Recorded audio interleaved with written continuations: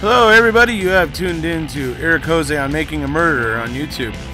I cover virtually any aspect of making a murderer. I go over the evidence, the documents, the photos. So if you like, stay tuned, and in the future I'll have many more videos besides the one you're about to see.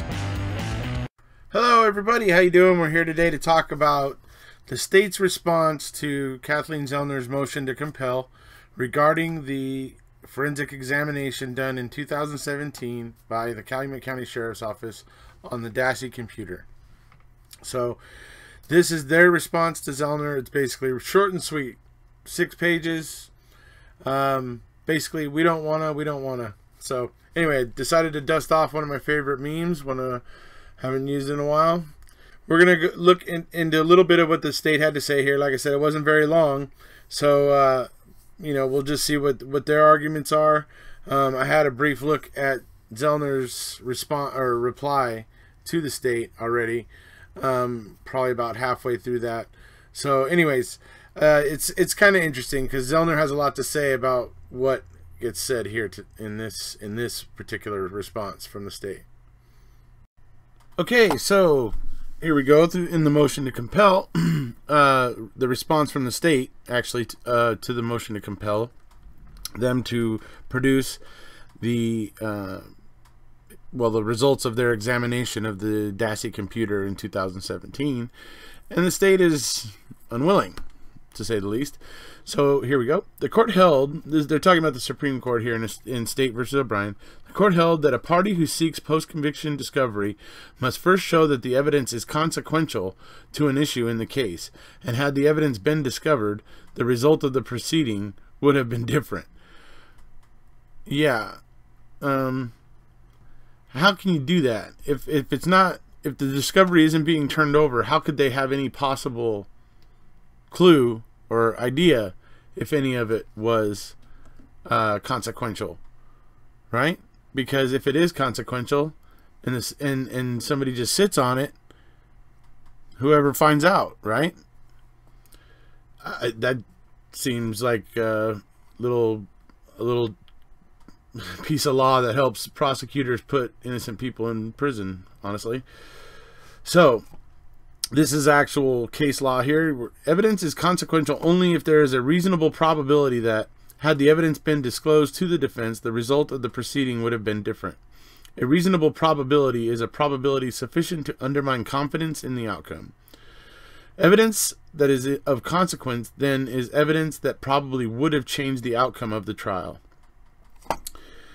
The mere possibility that an item of undisclosed information might have helped the defense does not establish a consequential fact in the constitutional sense. So basically, even though the state took that computer, reopened an investigation because of her petition for post-conviction relief, opened an investigation and re-examined this computer, and actually said not to give it to Zellner. I mean, the lead investigator actually said that. I mean, yeah, it's pretty obvious that there is something there that they don't want Zellner to see, and it's going to be interesting to see the outcome here. So, like I said, the state is just looking for every reason to not want to turn it over, which, to me, I mean, hey, if there's nothing there, there's nothing there.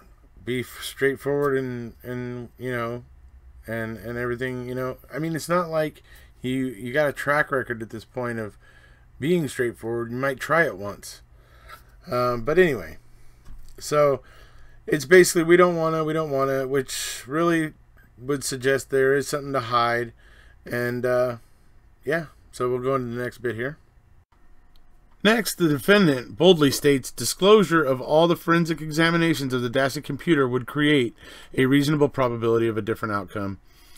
Yet, defendant fails to actually identify what this new evidence is and how it would factor into specific analysis that would undermine the outcome of his trial. Impeaching Bobby Dassey wouldn't have had a chance to undermine the outcome of his trial? I don't think I see it their way. And more importantly, since such evidence didn't exist until 2018, how such evidence could undermine confidence in the outcome of his trial, which occurred in 2007. Lastly, if this is more of the same evidence that was originally provided in the 7 DVDs, as he seems to allude, any new or similar evidence regarding Bobby Dassey developed in 2018 is cumulative and what was already been provided. In effect, defendant seeks disclosure of evidence by way of a hearing to determine whether he has a claim at all and whether it could lead to exculpatory evidence or a reasonable probability of a different outcome. Such a purpose does not entitle the defendant to post-conviction discovery. State versus Kleinson. As in Kleinson, the motion to compel is nothing more than a fishing expedition to discover what the state knows about the computer evidence. Defendant has not met his burden under O'Brien. Let me just say one thing. They didn't turn over the CD for 12 years. They tried to fly the DVDs under the radar. They put in Fassbender's whitewash report, which all of these things refer to it as Brendan's computer, although the computer was most certainly not in Brendan's room and was not primarily used by him. And yet all these things, and yeah, I mean these guys are just like completely off their rocker. I mean, the fact that they're looking into that computer again creates a lot of questions, and the fact that they aren't willing to just turn it over is just, you wonder what they're hiding now, because, you know, obviously they already held on to a CD for 12 years in an investigator's personal custody even after he retired, and I mean that's just not normal. That's not normal. Anyway, finally, defendant argues that he's entitled to the state's evidence under a theory that it is newly discovered evidence, a novel argument for which he provides no support. As we have argued previously in our response to the defendant's motion to supplement previously filed motion for post-conviction relief, the analysis of the Dassey computer evidence is not newly discovered evidence, regardless of whether it was done in 2006 or in 2018. We decline to beat this dead horse. Suffice to say, nothing has been discovered as it relates to the 2018 re-examination of the evidence that is new.